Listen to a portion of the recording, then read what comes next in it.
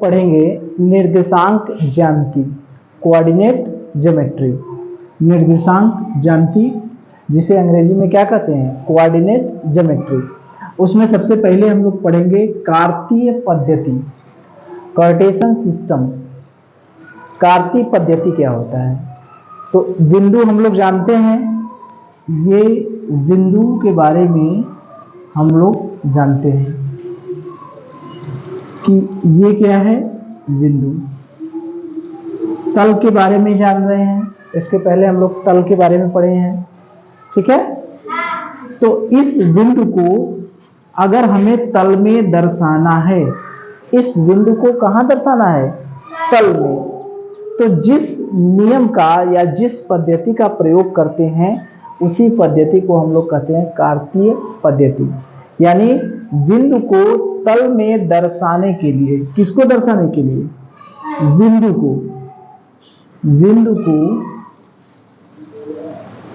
तल में दर्शाने के लिए किसको दर्शाएंगे, बिंदु को। कहां दर्शाएंगे, तल में दर्शाएंगे। जिस पद्धति से दर्शाते हैं उसी पद्धति को हम लोग कहते हैं कार्तीय पद्धति। किसको दर्शाना है, बिंदु को दर्शाना है। कहां दर्शाना है, तल में दर्शाना है। अब बात आएगी कि बिंदु को हम कैसे दर्शाएंगे, किसी भी बिंदु को हम लोग तल में कैसे दर्शाएंगे, ठीक है। चलिए, तो देखिए रेखा के बारे में हम लोग जान ही रहे हैं कि एक हमने रेखा खींच दिया, एक ये हमारी क्या होगी, रेखा, सीधी रेखा है, ठीक है। अब इसी रेखा के लंबवत, लंबवत माने 90 अंश, लंबवत माने क्या, 90 अंश, लंबवत रेखा यानी लंबवत यानी 90 अंश का कोण। इसी रेखा के लंबवत अगर हम कोई रेखा खींच देते हैं तो एक तल बन जाता है, ठीक है। ये रेखा है, ये हमारी रेखा है, पहली रेखा है। एक दूसरी रेखा हमने खींच दिया, इसके कैसे खींचा, लंबवत, यानी पहली रेखा के लंबवत रेखा खींचना। जैसे ये रेखा है, इस रेखा के ऊपर ऐसे रेखा खींच दिए तो इनके बीच का कोण कितना है, 90 अंश से कम है, तो ये लंबवत तो हुआ नहीं। और बढ़ा दें, इतना बढ़ा दें, अभी भी लंबवत नहीं है। अब अगर ये कोण 90 अंश हो जाता है दोनों रेखाओं के बीच का, तो दोनों रेखाएं एक दूसरे के लंबवत होती हैं। तो एक रेखा के लंबवत अगर हम दूसरी रेखा खींच देते हैं तो ये दोनों एक तल बना देंगे, ठीक है। उस तल में क्या होगा, दो अक्ष होंगे। ये हमारा तल हो गया, ये हमारा क्या हो गया, तल। इस तल में दो अक्ष हैं। कितने अक्ष हैं, दो अक्ष हैं। एक का नाम है x और दूसरे का नाम है y। इस तल में कितने अक्ष हैं, टोटल दो। एक का नाम है x और दूसरे का नाम है y। अब बात ये होगा कि कौन x होगा, कौन y होगा। तो ये जो पड़ी है, ये जो पड़ी लाइन है, इसको कहेंगे x अक्ष। इसको क्या कहेंगे, x अक्ष। और इसके जो लंबवत लाइन है उसको हम कहेंगे y अक्ष, ठीक है। तो हमारे पास दो अक्ष हो गए, एक x अक्ष और एक y अक्ष। तो ये जो दोनों लंबवत रेखाएं हैं, यानी ये दोनों अक्ष हैं, यानी x अक्ष और y अक्ष। ये x अक्ष और y अक्ष एक दूसरे को जहां काटते हैं, कहीं काट रहे हैं कि नहीं, ये रेखा x अक्ष और y अक्ष एक दूसरे को कहीं काट रही है। कहाँ काट रही है? मान लीजिए ये बिंदु है O, यहीं पर ना काट रही है। दो रेखा, एक रेखा ये और एक रेखा ये एक दूसरे को कहाँ काटी? यहीं काटी। तो लंबवत रेखा है तो यहाँ काटी। तो इसको कहते हैं मूल बिंदु। क्या कहते हैं? मूल बिंदु। तो हमारे पास क्या क्या मिला? हमारे पास दो लंबवत रेखाएं मिली, ठीक है, यानी दो अक्ष मिले। कौन कौन अक्ष? एक x अक्ष और एक y अक्ष। x अक्ष वाला क्या है? ऐसे जो पड़ा हुआ है, पड़ी जो रेखा है उसको कहते हैं x अक्ष, और जो लंबवत रेखा है उसको कहते हैं y अक्ष, ठीक है। दोनों रेखाएं एक दूसरे को जहां काटती हैं उसको कहते हैं मूल बिंदु। क्या कहते हैं? मूल बिंदु। तो हमारे पास x अक्ष हो गया, y अक्ष हो गया और मूल बिंदु हो गया। इन तीनों में तो कोई दिक्कत नहीं है। x अक्ष हो गया, y अक्ष हो गया और मूल बिंदु हो गया, ठीक है।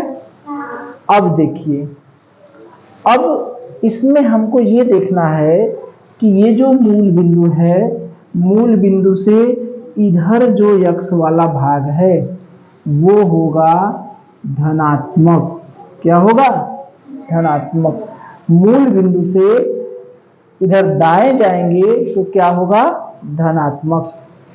मूल बिंदु से इधर बाएं चलेंगे तो ये होगा ऋणात्मक, ठीक है। इधर गए तो क्या हुआ? धन। इधर आए तो क्या हुआ? ऋण। मूल बिंदु के आगे गए मतलब दाएं गए तो धन, बाएं गए तो ऋण। मूल बिंदु के ऊपर गए y अक्ष पर तो ये हो गया धन, और मूल बिंदु के नीचे गए तो ये हो गया ऋण, ठीक है। यानी ये मूल बिंदु जीरो है। क्या है? जीरो।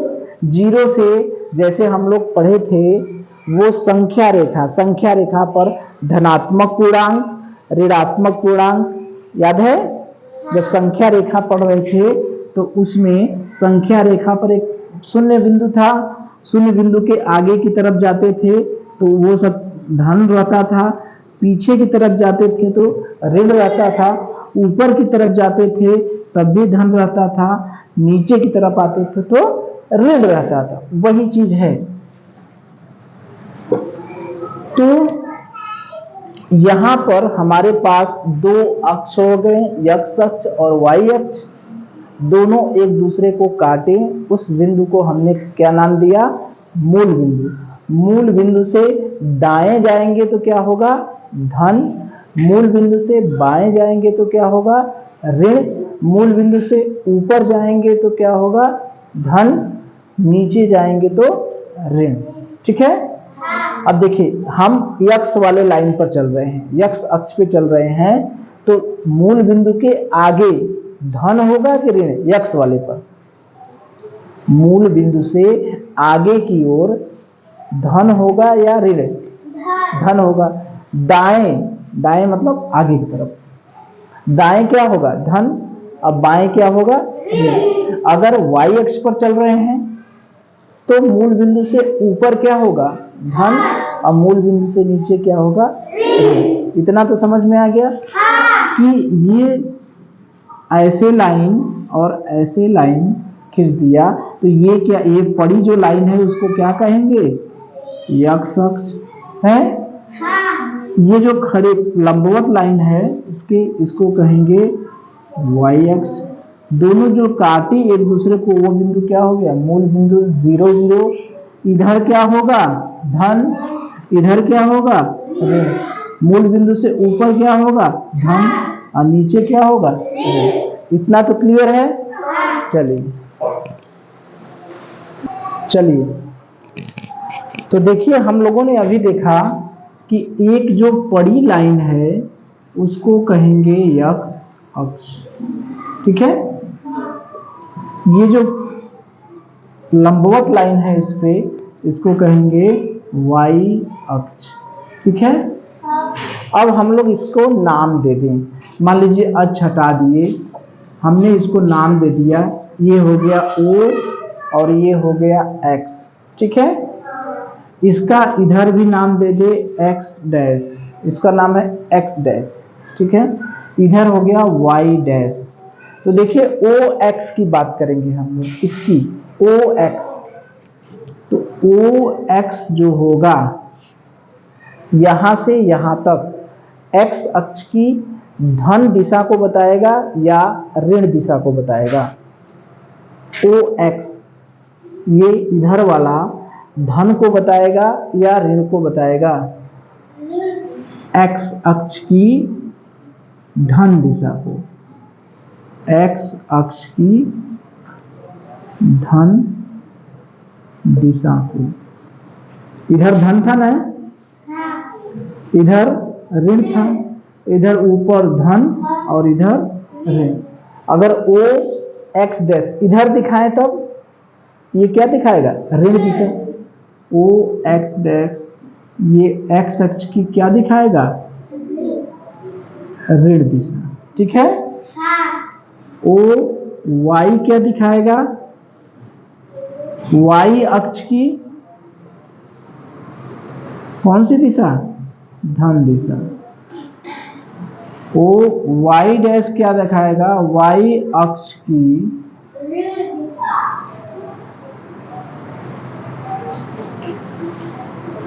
ऋण दिशा। ठीक है, अब देखिए, अब कुछ बिंदु हम लिख दें।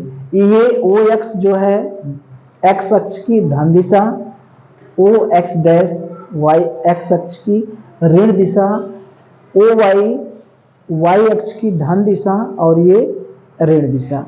अगर इस पे हम बिंदु दिखा दें, मान लीजिए, अगर हम दिखा दें 1 2 3, मान लीजिए बिंदु ले लिए 3 ठो, 1 2 3, इधर भी ले लिए 1 2 और 3। तो ये जो आगे है वो धन होगा कि ऋण होगा? यानी ये होगा धन 1 धन 2 और धन 3। समान दूरी पर है तो इधर होगा ऋण 1 ऋण 2 ऋण 3। इसी तरह से ऊपर लिख दिए धन 1 धन 2 धन 3 और नीचे हो गया ऋण 1 ऋण 2 ऋण 3। इसी तरह से बढ़ता जाएगा। ठीक है, चलिए, तो ये हो गई धन दिशा, ये हो गई ऋण दिशा, ऊपर वाला हो गया धन दिशा, नीचे वाला हो गया ऋण दिशा। तो मान लीजिए, अब देखिए, अब इतना तो समझ में आ गया, ये हो गया x, ये हो गया y, ये वाला इधर क्या है? धन, और ऊपर वाला धन, यही है ना? इधर धन इधर धन, ये ऋण और ये ऋण, यही है। तो मान लीजिए अगर कोई बिंदु हमने यहाँ पर ले लिया, मान लीजिए यहाँ पर ये बिंदु हो गया, यहाँ से 1 2, यहाँ पर 1 2 3। ठीक, ये बिंदु हमने ले लिया, ये बिंदु है। ठीक है, तो ये बिंदु x वाले में क्या होगा? धन, और y वाले में क्या होगा? ऋण। तो जब भी लिखते हैं तो पहले x लिखते हैं और फिर y लिखते हैं। पहले कौन लिखते हैं? x वाला और फिर y वाला। जैसे लिखना हुआ हमें बिंदु को लिखना हुआ 2 ऋण 3, तो इसमें 2 क्या है? x वाला कि y वाला? x वाला। ये y अक्ष वाला। ठीक है, तो यहां पर क्या होगा? पहले x वाला क्या होगा? 2, और ये धन होगा कि ऋण होगा? धन। और ये y वाला क्या है? 1 2 3, ये भी क्या है? 3, और ये भी क्या होगा? धन। तो यहाँ पर हम देख लेंगे कि ये यहाँ से कितना है, 1 2 2 अंक है, यानी 2 नंबर पे है, तो x वाला 2 हो गया, y वाला 1 2 3, तो 3। तो ये बिंदु को हमने लिख लिया धन 2 और धन 3। हालांकि इसको हम आगे पढ़ेंगे अभी, ठीक है, इसको अभी जाने देते हैं, क्योंकि भुज और कोटि निकालना होता है तो वहां पर हम देख लेंगे, पहले इसको रहने दें, ठीक है, इसको रहने दें, अभी कंफ्यूजन पैदा होगा। चलिए, तो यहां से ये देखिए,